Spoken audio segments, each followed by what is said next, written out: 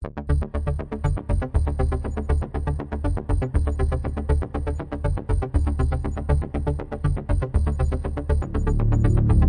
what I follow. Basta Sports, J. Mello. Tinatakan ng WBC ang Barrios versus Pacquiao sa Summer 2025.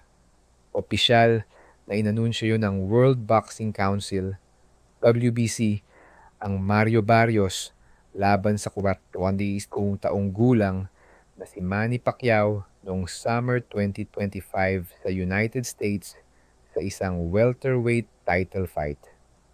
Ang laban ay magiging 12 rounds sa welterweight division sa 147 pounds. Idedepensa ng 20 taong gulang na si Barrios ang kanyang WBC World Welterweight Championship belt matapos na lumipat si Terence Crawford sa 154 pounds. Automatikong na-promote ng champion in recess Crawford si Barrios dahil sa kawalan ng aktibidad. Noong nakaraang taon, si Barrios 29-Chapter 1, 18 KOs ay naging kampeon ng WBC welterweight. Sa oras na ito, kakaharapin ni Mario Barrios si Manny Pacquiao sa Hulyo. Napakalaking laban iyon.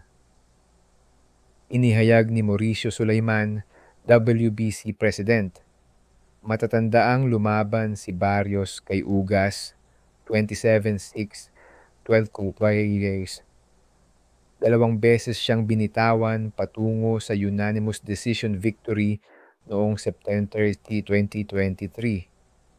Nilabanan din ni Pacquiao, 62-3, 39 KO.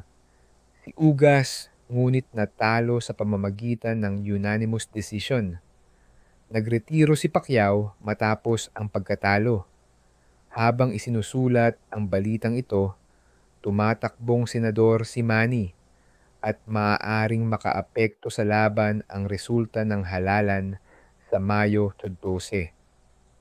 Kabayan, Basta Sports, J. Mello. Basta Sports, J. Mello. Basta Sports, J. Basta Mello. Sports, J. Mello. Basta Sports, J. Mello. That's what I follow. Basta Sports, J. Mello.